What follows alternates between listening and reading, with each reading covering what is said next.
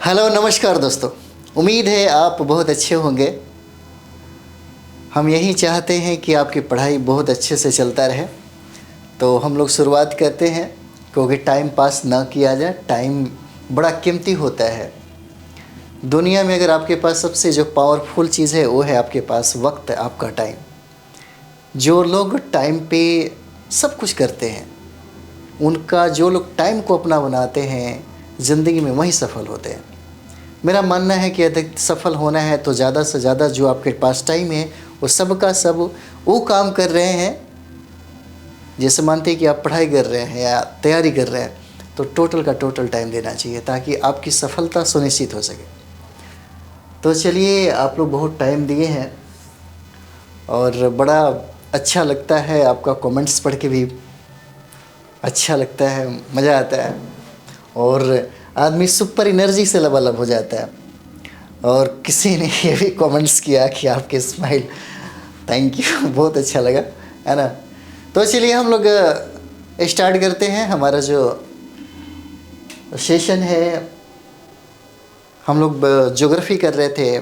SCERT का geography था, जिसमें हम लोग 7th अध्याय करने वाले हैं। तो 7वां अध्याय हम लोग देखेंगे, जीवन का आधार पर्यावरण, है ना। जीवन का आधार पर्यावरण है। हम लोग जब ऑफलाइन में तो बात अलग हो जाता है, यहाँ तो ऑनलाइन है। ऑनलाइन में हम लोग बात करेंगे तो थोड़ा मुश्किल हो जाएगा। नहीं तो हम लोग बहुत बेहतर तरीके से, जैसे 4.0 के लिए हम स्टार्ट करने वाले हैं। कुछ ऐसे मित्र हैं जिनका डिमांड है कि ऑनलाइन क्लासेस की बात है तो अच्छा लगता है। तो ऑनलाइन क्लासेस भी जो प्रॉपर जो एकदम सिलेबस को टैकल किया जाता है, वो सारा का सारा हम लोग फंडा स्टार्ट करने वाले हैं। हालांकि ऑफलाइन तो है, ऑनलाइन में हम लोग इसको तुरंत ही स्टार्ट करेंगे।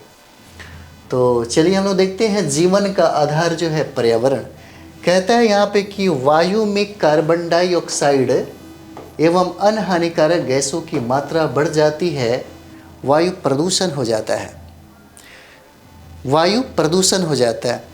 हालांकि ऐसे सवाल नहीं पूछे जाएंगे कि वायु प्रदूषण किसे कहा जाता है, लेकिन जानना चाहिए, क्योंकि ये नहीं हो सकता कि ऐसे सवाल नहीं बन सकते। बनाया जा सकता है, बहुत सारा चीज़ें हैं।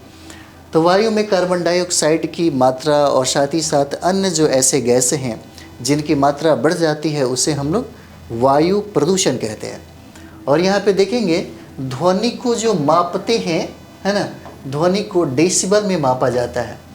जो किताब में दिया है, अधिकतर हम लोगों ने जो फैक्ट कलेक्ट किया उसी को शामिल किया है। नहीं तो बातें बहुत हो सकता है, कॉन्सेप्ट और फैक्ट भी अलग अलग हो सकता है। तो जो पूछा गया है उसी के बारे में हम लोग बात करेंगे। तो ध्वनि को मापने का जो यंत्र है, मापा जाता है, वो डेसिबल में हो जाएगा। ध्वनि को हम लोग डेसिबल में मापते हैं और यह सवाल पूछा गया है BPSC के द्वारा। जैसे अगला हम लोग देखेंगे, यहाँ पे अगर हम लोग बात करें आगे, तो यहाँ पे देखेंगे आप सभी लोग, कहता है यहाँ पर कि मानव सामान्यतः 80 डेसिबल तक ध्वनि सुन सकता है। ऐसे प्रश्न पूछे जाते हैं, बहुत भी आई है आपके लिए, बहुत भी आई है। पूछा जा सकता है कि मानव कितने डेसिबल तक ध्वनि को सुन सकता है, और यह BPSC में पूछा गया सवाल है ना। यह BPSC में पूछा गया सवाल है। हम लोग तो एग्ज़ाम बहुत बार ये किए, तो अनुभव हो जाता है कि कौन सा सवाल कब पूछा गया था, है ना। आप लोग भी जब देते रहेंगे एग्ज़ाम तो अनुभव हो जाता है। या 10 साल का प्रश्न जो है, अगर आप उसको बना रहे हैं तो आपको खुद पता चल जाएगा। तो मानव सामान्यतः 80 डेसिबल तक की ध्वनि को सुन सकता है। बिहार सरकार की पहलू पर केंद्र सरकार ने सॉस जो डॉल्फिन को संरक्षित कर राष्ट्रीय जलीय जीव घोषित किया है। राष्ट्रीय जलीय जीव घोषित किया गया है किसको? डॉल्फिन को, है ना। और देखिए, नदियों का जो कचरा है, यानी कि गंगा की सफाई का प्राकृतिक स्रोत माना जाता है।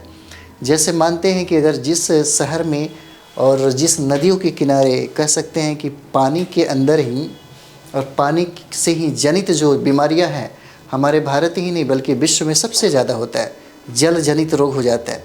जैसे मच्छर पनपने का जो वजह है, आप देखेंगे नदी, पोखर, नाले जो भी होते हैं उसमें सबसे ज़्यादा पनपते हैं। लेकिन अगर आप मछलियाँ पाल दें तो उसका जो लार्वा है, मच्छर का जो लार्वा होता है वो मछलियाँ खा करके उसको साफ़ करती है ना। इसीलिए मछली पालने से मच्छर क्या हो जाता है, कम हो जाता है। अगला हम लोग आगे देखेंगे, कहता है यहाँ पे अगला पॉइंट देखिए, कहता है भूमंडलीय तापन जिसको हम लोग ग्लोबल वार्मिंग कहते हैं, मुख्य रूप से कार्बन डाइऑक्साइड क्या होता है, उत्तरदायी होता है। जब इसकी मात्रा बढ़ेगी, जब टेम्परेचर बढ़ेगा तो उसी टेम्परेचर की जो घटना है उसको हम लोग ग्लोबल वार्मिंग कहते हैं। और उत्तरदायी कारक की अगर बात करें तो कार्बन डाइऑक्साइड हो जाता है ना। अगला हम लोग यहाँ पे देखेंगे, कहता है कि मानव पर्यावरण अंतःक्रिया लद्दाख प्रदेश में जनजीवन, ये हमारा अध्याय कौन सा है, 8वां अध्याय हो जाता है। यहाँ पे देखिए कहता है कि लद्दाख को वहाँ की भाषा में खापा चा जो है, जिसको हम लोग हिम भूमि कहते हैं, इसे भी याद रखिएगा, खापा चा है ना।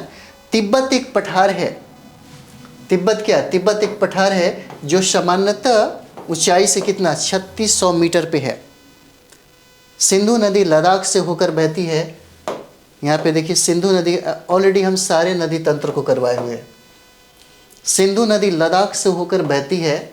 जैसे हम यहाँ पे देखेंगे तो श्योक नदी हो जाएगी, नुब्रा हो जाएगा, छो हो जाएगा। लद्दाख में बहने वाली अन्य नदियाँ हैं ये सब चीज़ें।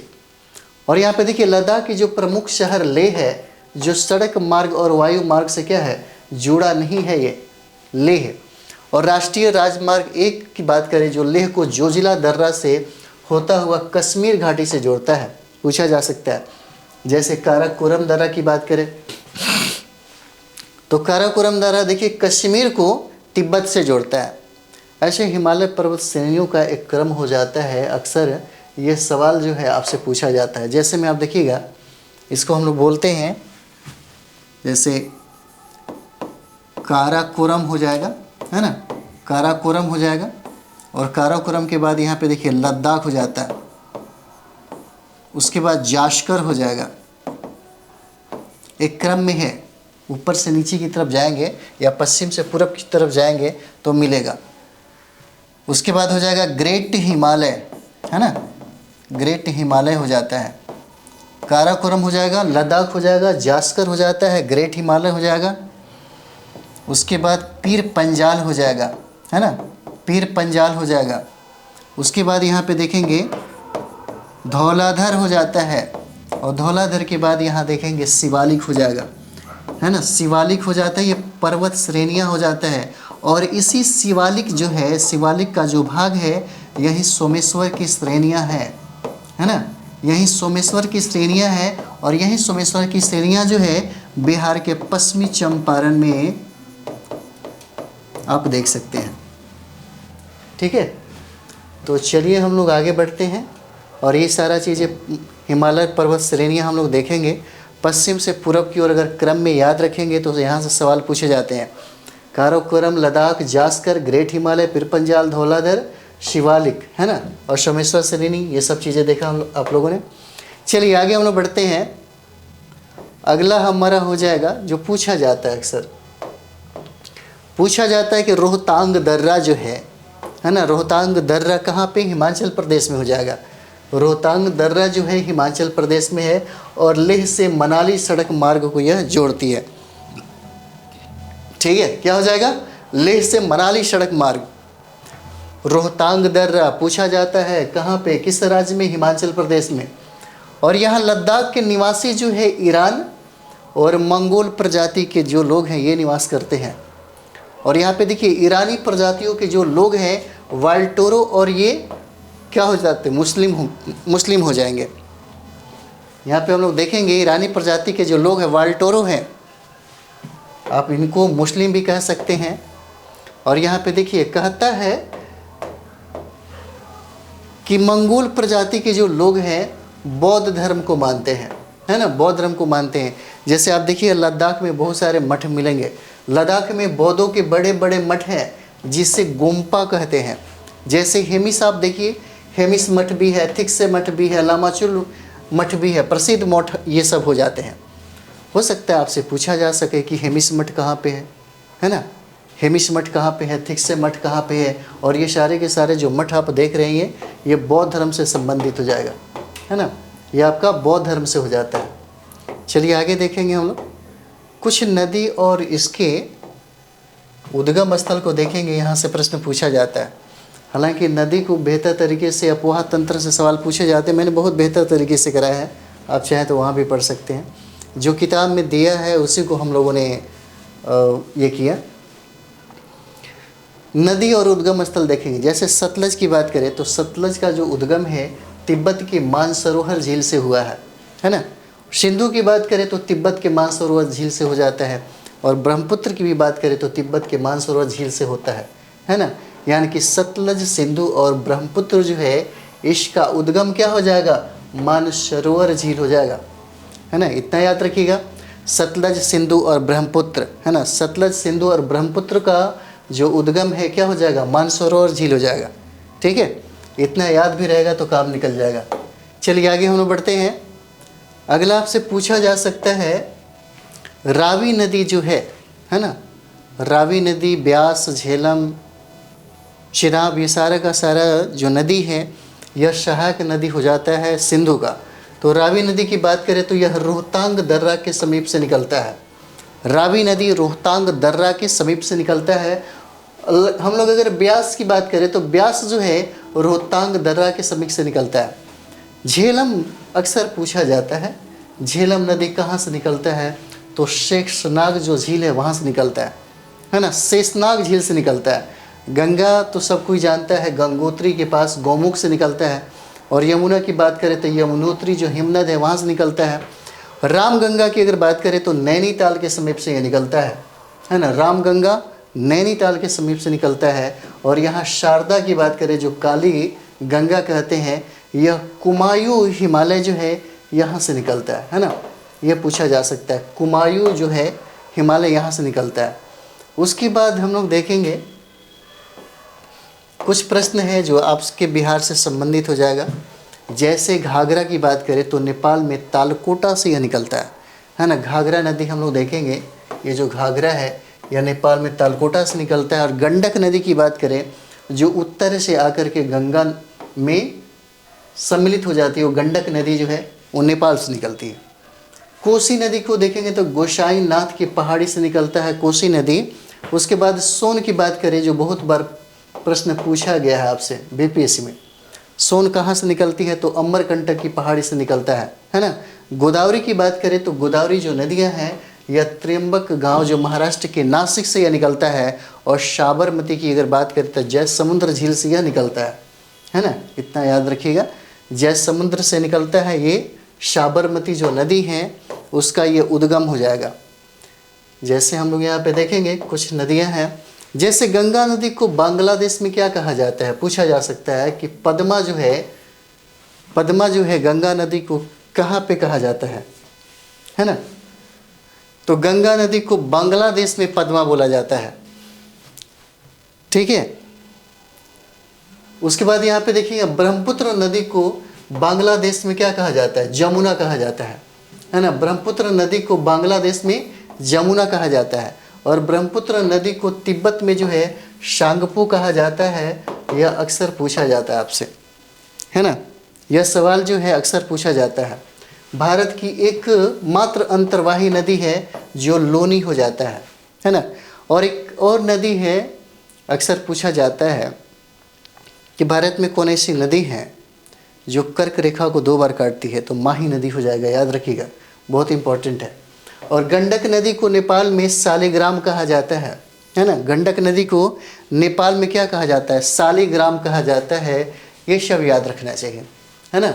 जैसे गंगा नदी को बांग्लादेश में पद्मा कहते हैं, और ब्रह्मपुत्र नदी को बांग्लादेश में जमुना कहते हैं, और ब्रह्मपुत्र नदी को तिब्बत में शांगपो के नाम से जाना जाता है। और भारत की एकमात्र जो अंतर्वाही नदी है ना, वो लोनी हो जाएगा। उसके बाद देखें गंडक नदी को नेपाल में सालिग्राम कहा जाता है ना। चलिए आगे बढ़ा जाए। अगला हम लोग का अध्याय हो जाता है 9 नंबर। 9 नंबर हम लोग का अध्याय है।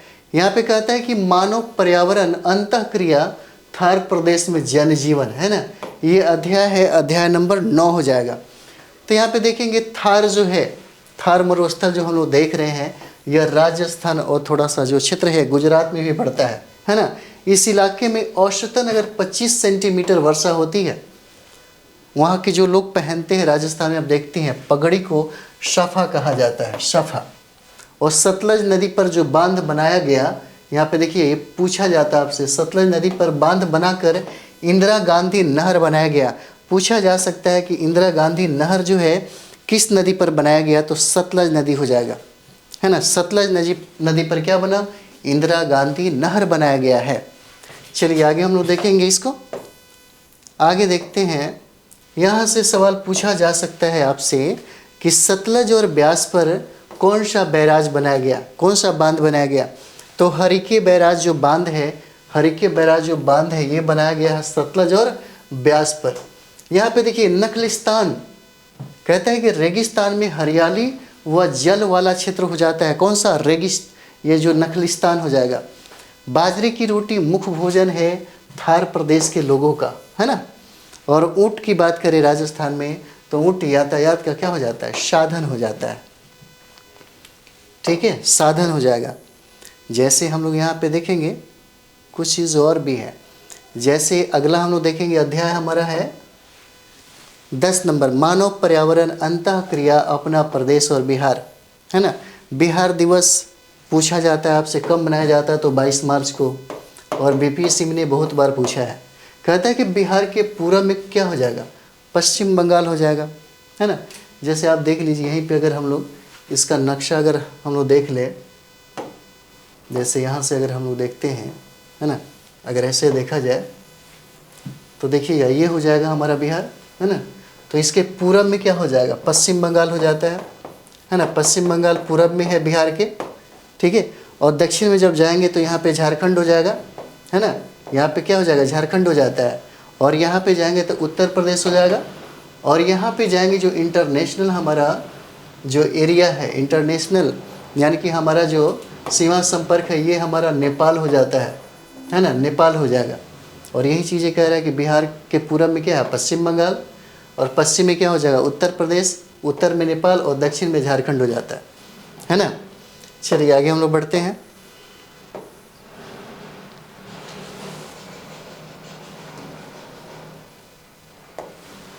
चलिए आगे बढ़ा जाए। कहता है कि जलवायु के दृष्टिकोण से बिहार उपोष्ण कटिबंध प्रदेश में आता है ना। जलवायु के दृष्टिकोण से बिहार किस क्षेत्र में आएगा, तो उपोष्ण कटिबंध में आ जाता है। बिहार कृषि प्रधान राज्य है, लगभग यहाँ पे देखिए 25% भूभाग है जहाँ पे खेती किया जाता है। अगर भागलपुर में अगर देखा जाए तो सबसे ज़्यादा किसका उत्पादन होता है, तो सिल्क का हो जाएगा, है ना। इसलिए भागलपुर को सिल्क सिटी भी कहा जाता है। और पूर्णिया में सबसे ज़्यादा जूट का उत्पादन होता है। बिहार में जूट उत्पादन में दूसरा स्थान हो जाता है, पहला हमारा पश्चिम बंगाल का हो जाएगा। और गया में सूती वस्त्र का निर्माण होता है जो बहुत ही फेमस है। पूर्वी चंपारण की बात करें तो यहाँ पे बटन बनाने का कारखाना है, कुटीर उद्योग है ना। ये भी पूछा जाता है कि बटन बनाने का पूर्वी चंपारण में मेहसी जाएंगे यहाँ पे तो ये बहुत फेमस है ना, बटन कारखाना यहाँ पे मिलेगा। चलिए आगे बढ़ते हैं हम लोग। एक और भी प्रश्न जो है बीपीएससी बार बार पूछता है आपसे, कहता है कि मुंगेर का जो सिगरेट का कारखाना है, पूछेगा सिगरेट का कारखाना कहाँ पे है ना। तंबाकू जो कारखाना है कहाँ पे हो जाएगा, तो ये आपका मुंगेर हो जाता है, बहुत बार पूछा हुआ है। बरौनी में 2 चीज़ें हैं, तेल का भी आप देख सकते हैं, तेल का कारखाना वहाँ पे हो जाता है। उसके बाद खाद भी कारखाना वहाँ पे है और बरौनी के लिए बहुत फेमस है। और बरौनी कहाँ पे है, ये आपका बेगूसराय में हो जाता है ना, बेगूसराय में। कहते हैं कि कैमूर की जो पहाड़ियाँ हैं उसमें चूना पत्थर बालू जो आप देख रहे हैं, चूना पत्थर और बालू पत्थर देख रहे हैं और पायराइट्स देख रहे हैं, वहाँ सबसे ज़्यादा मिलता है। पूछा जाएगा आपसे कि बिहार में सबसे ज़्यादा चूना पत्थर कहाँ मिलता है, तो यही आपका कैमूर की पहाड़ी हो जाएगा। और यही सारे के सारे कच्चे पदार्थ हो जाते हैं सीमेंट उद्योग वालों के लिए। सीमेंट उद्योग के लिए क्या हो जाएंगे, ये कच्चे पदार्थ हो जाएंगे। मधुबनी पेंटिंग की अगर बात करें तो मधुबनी जो पेंटिंग है यह बिहार के लिए फेमस है और मिथिला क्षेत्र में यह सबसे ज़्यादा प्रसिद्ध है।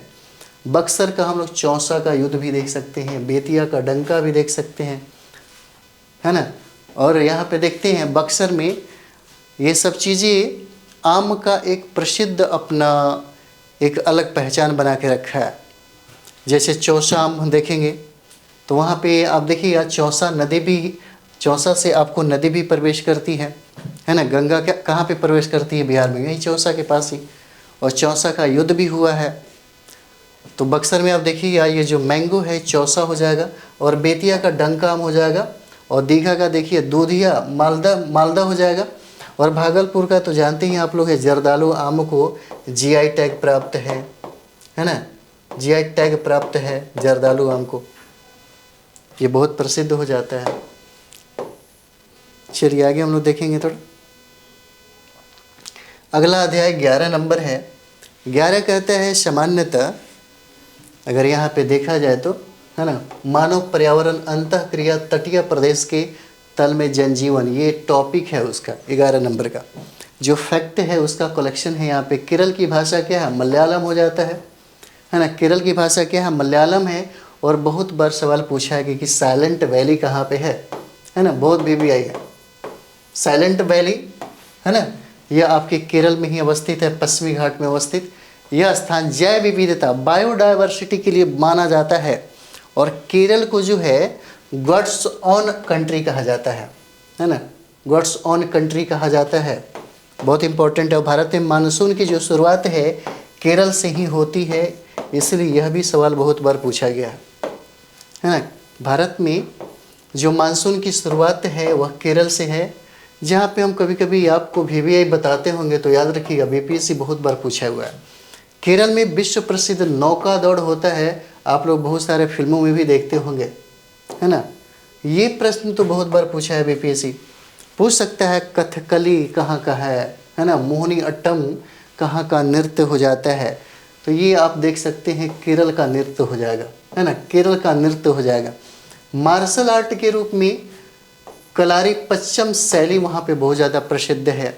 मलखम्ब केरल का प्रसिद्ध खेल हो जाता है ना। क्या हो जाएगा? मलखम्ब देखेंगे तो केरल का प्रसिद्ध खेल हो जाएगा। और शबरीमाला जो मंदिर है, प्रसिद्ध तीर्थस्थल जो है वह केरल में भी है ना। शबरीमाला मंदिर में महिलाओं को जाने का अधिकार नहीं था, है ना। और यही पूछा जा सकता है कि शबरीमाला जो केस भी हुआ था, शबरीमाला जो मंदिर है कहाँ स्थित है? तो केरल में हो जाएगा। केरल में मोनोजाइट, है ना, जर्कोनियम, थोरियम, रीनियम भी पाया जाता है, इसलिए यह केरल आपके लिए इम्पॉर्टेंट हो जाता है ना। और केरल में देखिए, केरल में एजुकेशन सबसे ज़्यादा है और केरल में लिंगानुपात भी सबसे ज़्यादा है। चलिए आगे हम लोग देखेंगे अध्याय 12 नंबर हम लोग आज फाइनल करेंगे। आज जितना भी वीडियो होगा इसमें, जितना भी हम लोग क्लास होता है उसको ख़त्म ही करेंगे इसमें। तो यहाँ पे देखिए मौसम और जलवायु की बात करें तो वायु दाब को हम मिलीबार प्रति वर्ग सेंटीमीटर में मापते हैं, है ना। वायु दाब को हम लोग मिलीबार प्रति वर्ग सेंटीमीटर में हम लोग मापते हैं। और बिहार में चलने वाली जो गर्म हवा है उसको हम लोग लू कहते हैं, पूछा जा सकता है। जैसे लू क्या है भारत में, जैसे यहाँ पे देखिएगा चिनूक अगर बात की जाए तो चिनूक जो हवाएं हैं, है ना, जो गर्म हवाएं हैं कहाँ चलती है? तो संयुक्त राज्य अमेरिका हो जाएगा। बिली बिली जो हवाएं हैं, जो गर्म हवाएं हैं, यह पूर्वी ऑस्ट्रेलिया में चलता है। बहुत इंपॉर्टेंट है ये सब, एकदम रटे ही जाइए। टॉर्नेडो और हरिकेन जो गर्म हवाएं हैं अटलांटिक महाक्षेत्र में ये चलता है, इसको एकदम रट ही लीजिए, बहुत इंपॉर्टेंट है ये सब चीज़ें। लू जो गर्म हवाएं है ना, भारत में चलने वाले जो गर्म हवा है उसको लू बोलते हैं। और यहाँ पे देखिए चिनूक जो बोलते हैं हम लोग, अमेरिका में चलने वाली जो गर्म हवा है उसको कहा जाता है।